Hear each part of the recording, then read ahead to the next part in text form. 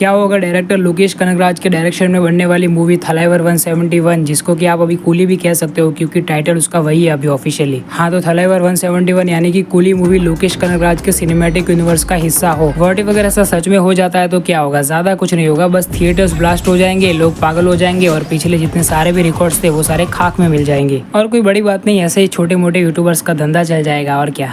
कोई तरीका है भीख मांगने का? अब तक मैंने डायरेक्टर साहब के जितने भी इंटरव्यूज देखे उनको देखकर तो मुझे 100% चांसेस लग रहे हैं कि एलसीयू का हिस्सा थलाइवर 171 यानी कि कूली नहीं होने वाली है। तो फिर इस वीडियो का पॉइंट क्या है? इस वीडियो का पॉइंट है एंटरटेनमेंट और वो सपने जो मैंने अभी खुली आंखों से देखे, सोचा आपके साथ भी शेयर कर लेते हैं। फैन थियरीज के साथ साथ लोकेश कनगराज सर और इलिया राजा जी के बीच में जो कॉन्ट्रोवर्सी हुई है उसके बारे में भी बात करेंगे। तो बस बने रहो इस वीडियो के एंड तक। मिटा देता हूँ।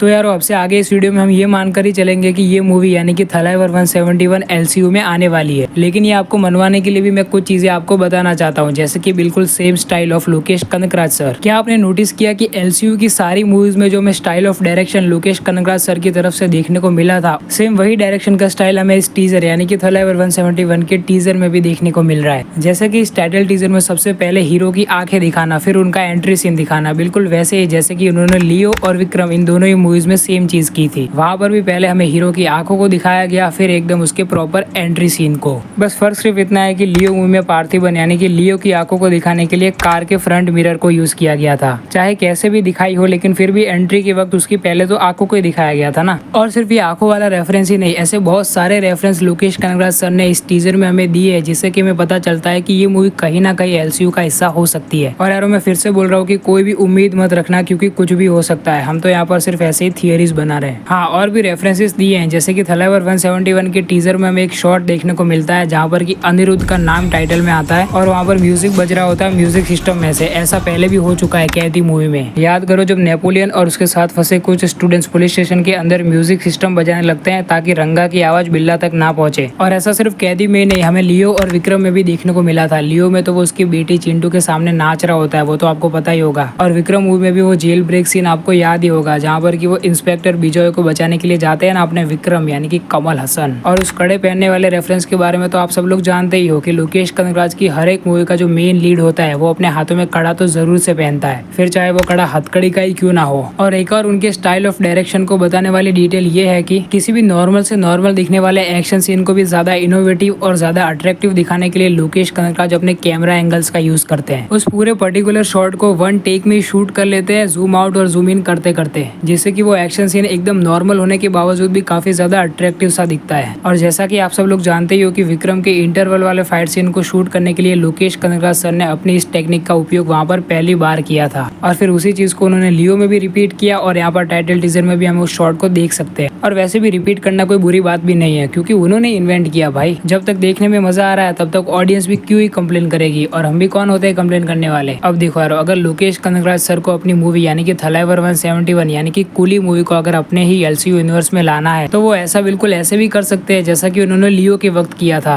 और लियो को जिस तरह से एलसीयू यूनिवर्स से कनेक्ट किया था, बिल्कुल वैसे ही वो थलाइवर 171 यानी कि कूली मूवी को भी कर सकते हैं ना। जैसे कि उन्होंने सबसे पहले लियो मूवी में एलसीयू के कुछ कैरेक्टर्स को दिखाया और फिर लियो मूवी की एंडिंग में अपने मेन हीरो की एंट्री करा दी यानी कि अपने विक्रम की। अब ऐसा ही कुछ वो थलाइवर 171 यानी कि कूली मूवी के साथ भी कर सकते हैं ना, कि जैसे कि कूली मूवी की स्टार्टिंग में हमें पहले एलसीयू के कुछ कैरेक्टर्स को दिखाया जाए, स्टोरी को एकदम प्रॉपरली पूरी तरीके से बिल्ड किया जाए और फिर कूली की एंडिंग में हमें कोई बड़ा स्टार देखने को मिले। अब यार वो स्टार कोई भी हो सकता है। देखो हम यहाँ पर सिर्फ फैन थियरी बना रहे, ठीक है, ज्यादा होप्स मत पालना, अभी भी बोल रहा हूँ मैं। अब एलसीयू का वो मेन कैरेक्टर कौन हो सकता है जो हमें कूली की एंडिंग में दिखाया जा सकता है, ये आप मुझे कमेंट सेक्शन में लिख के जरूर से बताना। लेकिन अब मैं यहाँ पर मेरी बात करूँ तो मुझे ऐसा लगता है कि विक्रम।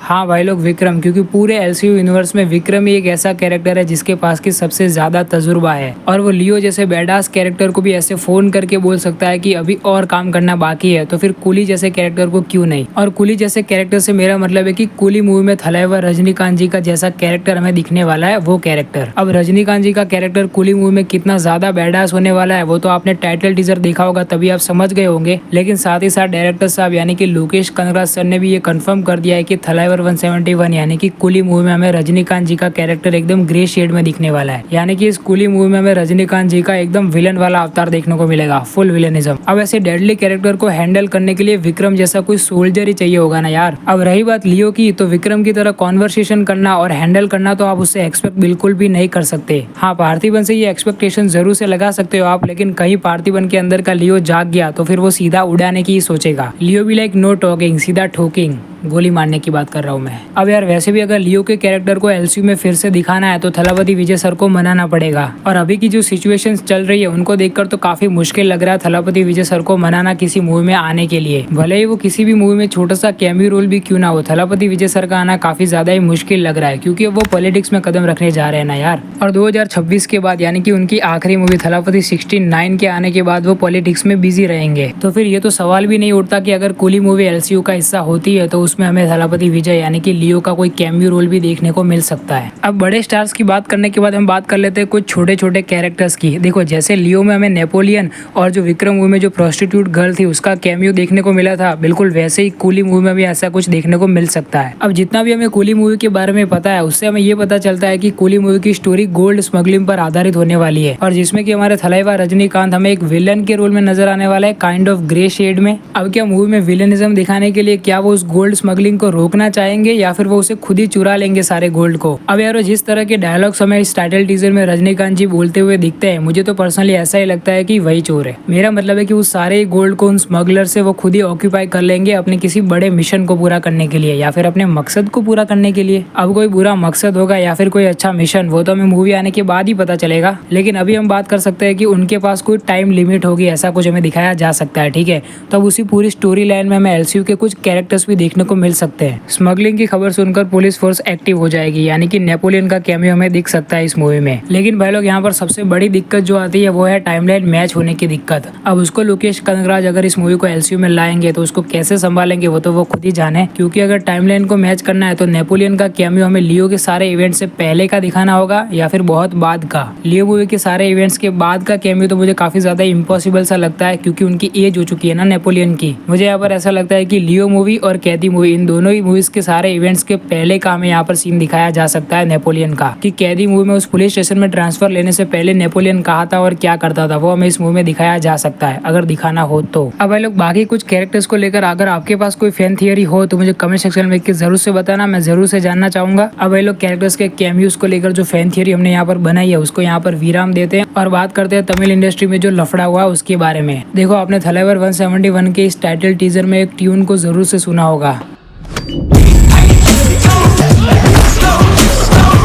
ये जो बैकग्राउंड म्यूजिक हमें यहाँ पर सुनने को मिलता है ना, वो ओरिजिनल नहीं है बल्कि एक रिमिक्स है, और इसका ओरिजिनल वर्जन हमें सुनने को मिलता है थलाइवा रजनीकांत जी की जो एक मूवी आई थी 1983 में थंगम मंगम नाम से, उसका एक सॉन्ग था वाह वाह पक्कम वाह। और क्या आप जानते हैं कि उस मूवी के म्यूजिक कंपोजर कौन थे? इलैयाराजा। तो अभी इलैयाराजा ने थलाइवर 171 यानी कि कूली मूवी के जो मेकर्स है यानी कि सन पिक्चर्स, उनको एक कॉपीराइट नोटिस भेजा है। हाल ही में रजनीकांत जी से भी उनके इंटरव्यू में ये पूछा गया था कि आपका क्या कहना है इलैयाराजा जी के कॉपीराइट नोटिस पर, तो उन्होंने ये कहा कि ये सारा मामला प्रोड्यूसर्स और इलैयाराजा जी इन दोनों के बीच ही चल रहा है, मेरा उससे कोई लेना देना नहीं है। और भाई लोग मुझे भी ऐसा ही लगता है, क्योंकि ये सब सारी चीजें होती है ना वो प्रोड्यूसर्स अपने आप ही संभाल लेते हैं। अब चलो ये लफड़ा तो सन पिक्चर्स वाले संभाल लेंगे, लेकिन मुझे मेरे यहाँ की गर्मी को संभालना है, पंखा फुल करना पड़ेगा। ओह फुली है, कोई नहीं, ये सब तो चलता ही रहेगा। लेकिन अभी तक आपने इस चैनल को सब्सक्राइब नहीं किया है तो क्या कर रहे हो यार, सब्सक्राइब कर लो। और अगर आपकी वीडियो पसंद आया तो एक लाइक जरूर से मार देना इस वीडियो को।